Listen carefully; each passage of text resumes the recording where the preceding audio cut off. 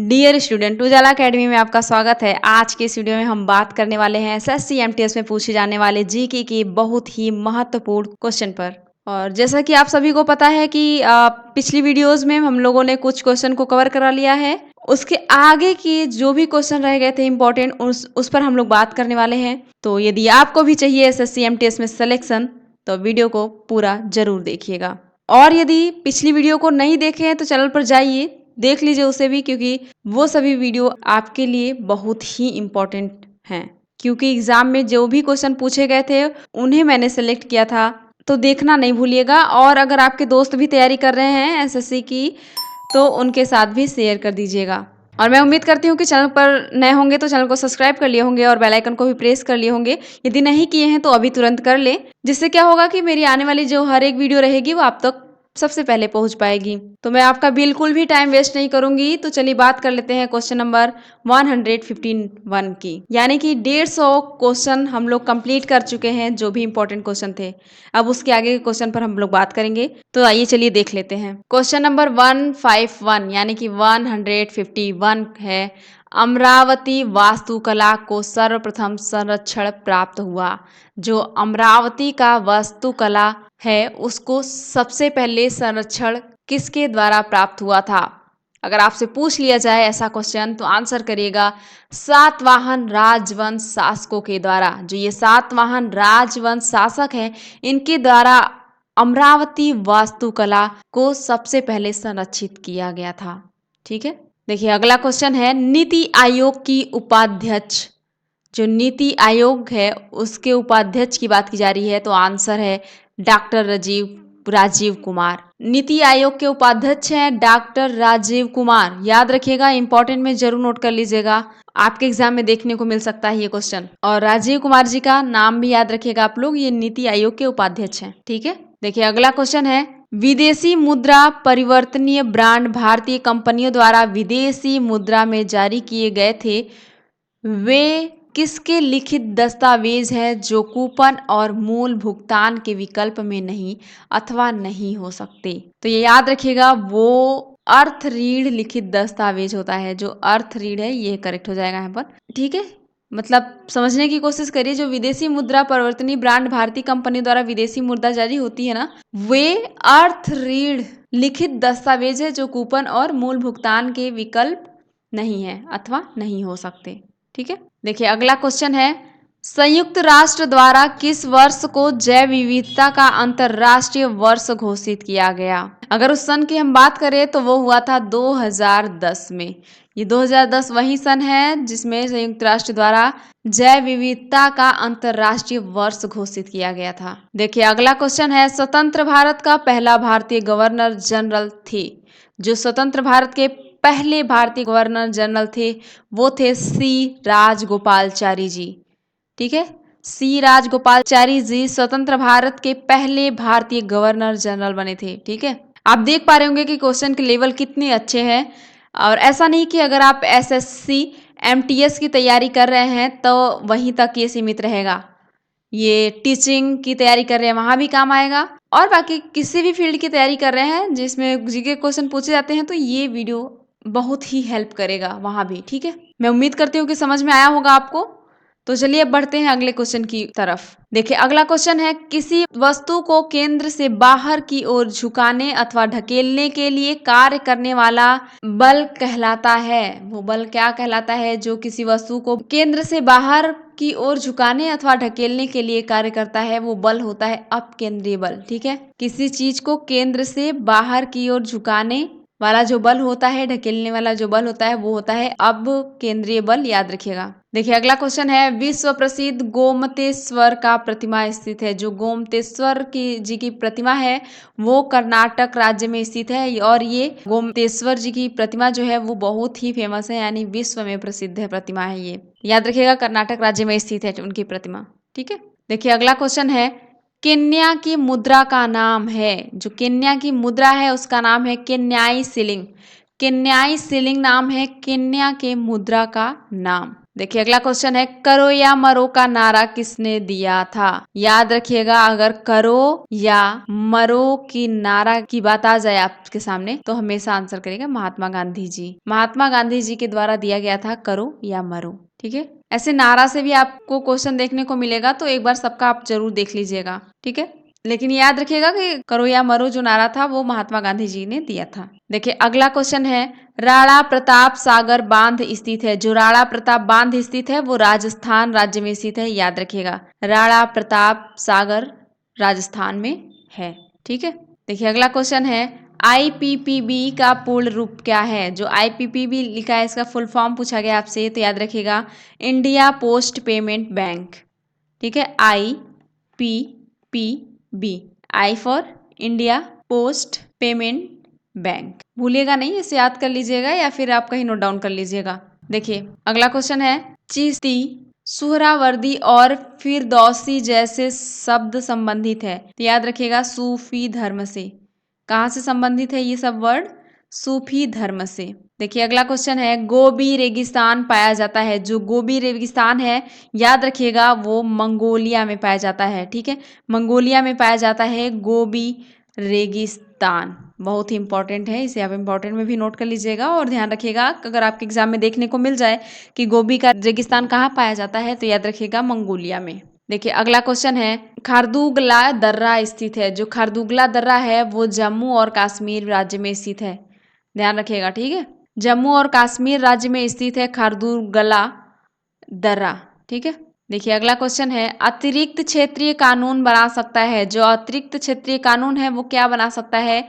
सांसद बना सकता है। ठीक है, कौन सांसद बना सकता है? अतिरिक्त क्षेत्रीय कानून, याद रखिएगा। देखिए अगला क्वेश्चन है, यदि राष्ट्रीय आपातकाल के कारण लोकसभा की अवधि बढ़ा दी जाती है और जब आपातकाल समाप्त हो जाता है तो बढ़ी हुई अवधि रहेगी। क्वेश्चन समझिएगा, क्या कह रहा है आपसे? यदि राष्ट्रीय आपातकाल के कारण अगर कोई आपातकालीन स्थिति आ जाती है उस टाइम पर लोकसभा की अवधि बढ़ा दी जाती है और जब आपातकाल समाप्त हो जाता है, पहले तो लोकसभा की अवधि को बढ़ाने की बात कर दी गई और फिर जब आपातकाल स्थिति खत्म हो जाती है, जो कुछ भी आपातकालीन स्थिति रही होगी, तो जो बढ़ी हुई अवधि है वो कितनी रहेगी?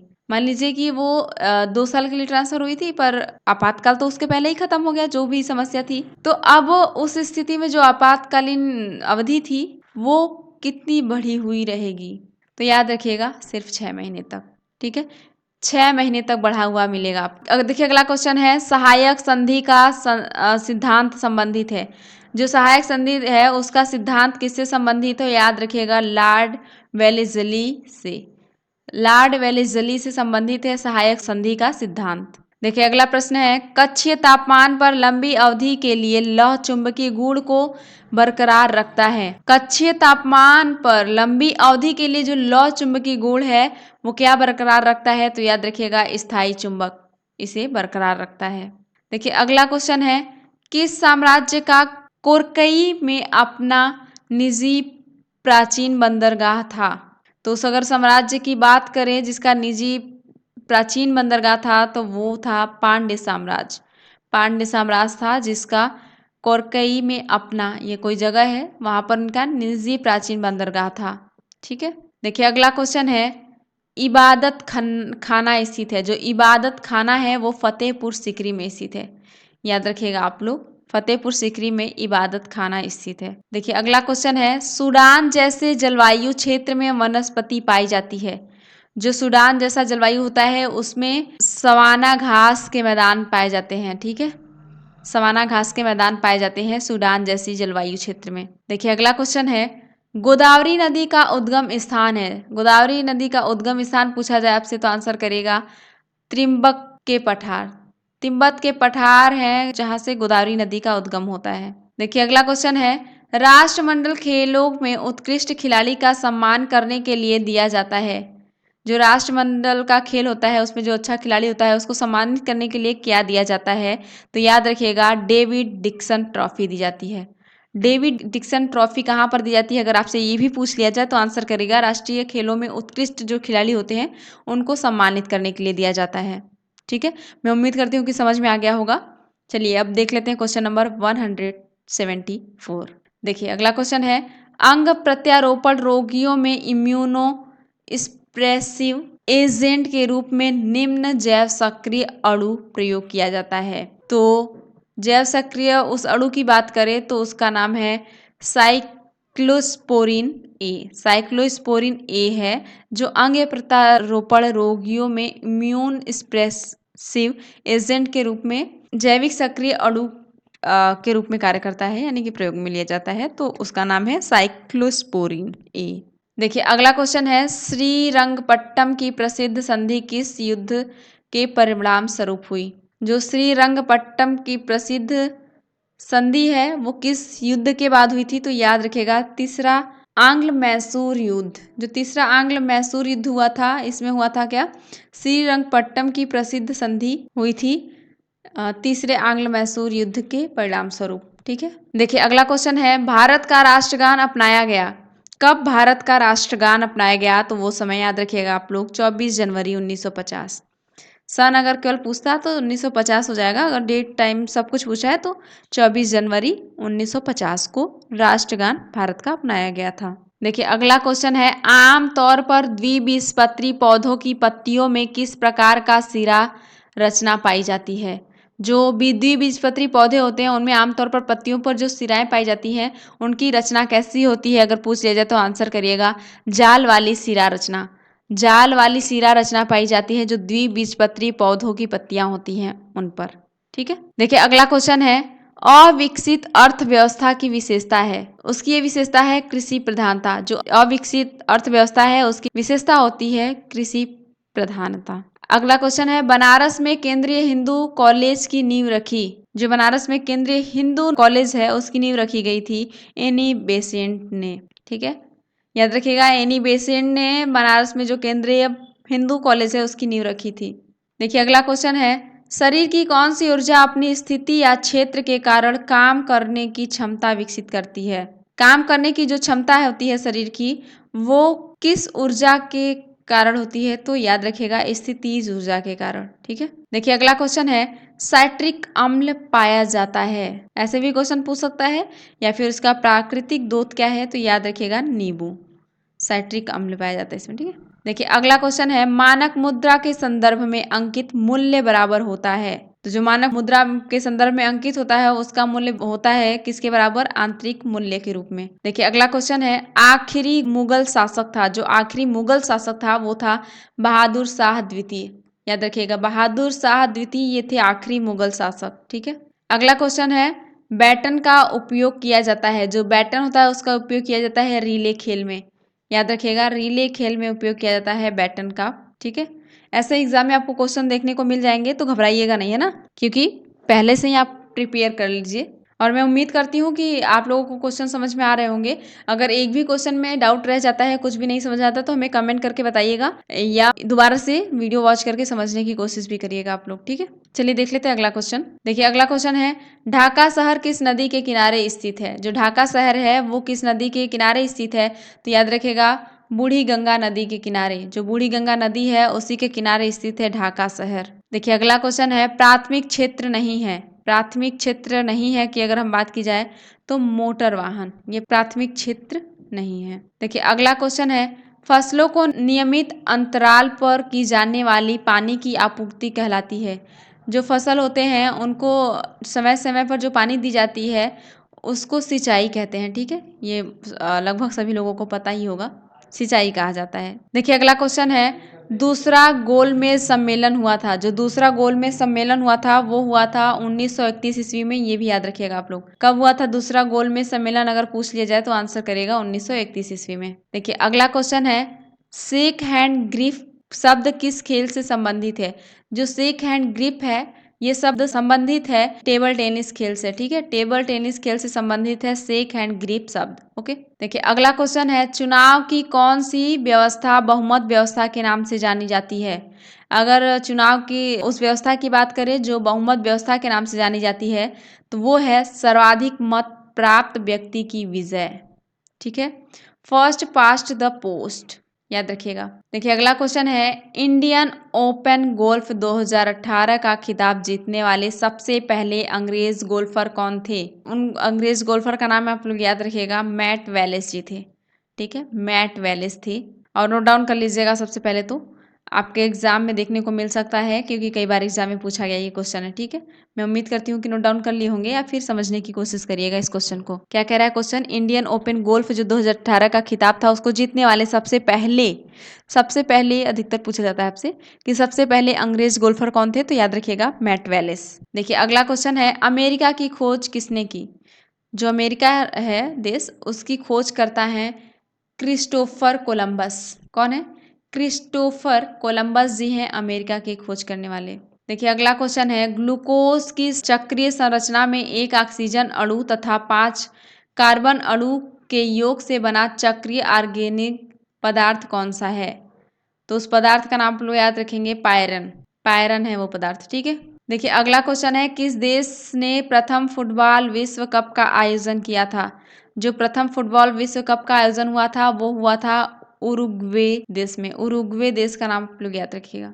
देखिए अगला क्वेश्चन है, अंतरराष्ट्रीय तिथि रेखा किस जल संधि से होकर गुजरती है? तो अगर उस जल संधि की बात करें हम तो वो है बेरिंग जल संधि, जहां से अंतरराष्ट्रीय तिथि रेखा होकर गुजरती है, बेरिंग जल संधि से। ठीक है, देखिए अगला क्वेश्चन है, भारतीय संविधान की प्रस्तावना में किस प्रकार का बंधुत्व सुनिश्चित किया गया है? तो याद रखेंगे आप लोग, व्यक्ति की गरिमा एवं राष्ट्र की एकता और अखंडता का।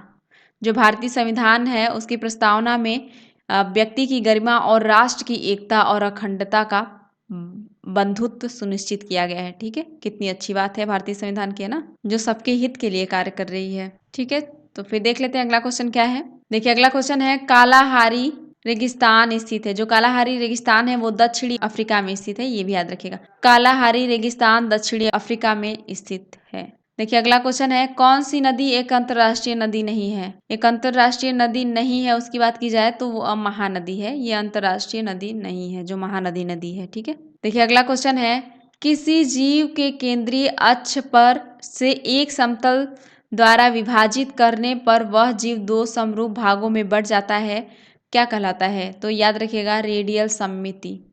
रेडियल सममिति कहलाता है जब किसी जीव को केंद्रीय अक्ष से एक समतल द्वारा विभाजित कर दिया जाए तो वो जो जीव होता है वो 2 भागों में बढ़ जाता है, तो वो रेडियल सममिति कहलाता है। ठीक है, देखिए इस वीडियो का लास्ट प्रश्न है क्वेश्चन नंबर 200, यानी कि हम लोगों ने अभी तक 200 जीके के जो बहुत इंपॉर्टेंट क्वेश्चन थे उनको कवर कर लिया है। देखिए 200वां क्वेश्चन है आपका, भारतीय राष्ट्रीय कांग्रेस का पहला अधिवेशन कहाँ हुआ था? जो भारतीय राष्ट्रीय कांग्रेस है उसका पहला अधिवेशन हुआ था बम्बई में। ठीक है, मुंबई में हुआ था, याद रखेंगे आप लोग। तो आप लोग देख ही लिए होंगे कि क्वेश्चन के लेवल क्या रहे। अगर अभी भी किसी भी क्वेश्चन में डाउट रह गया है तो आप एक बार वीडियो फिर से वॉच करिएगा, पर हर एक कोई भी क्वेश्चन छोड़िएगा नहीं, है ना, क्योंकि बहुत से बार बच्चों का सिलेक्शन केवल 1-2 नंबर से रुक जाता है, तो उनकी गलती बस यही रहती है कि 1-2 क्वेश्चन पे वो ज़्यादा ध्यान नहीं देते, पर ऐसी गलती आप मत करिएगा।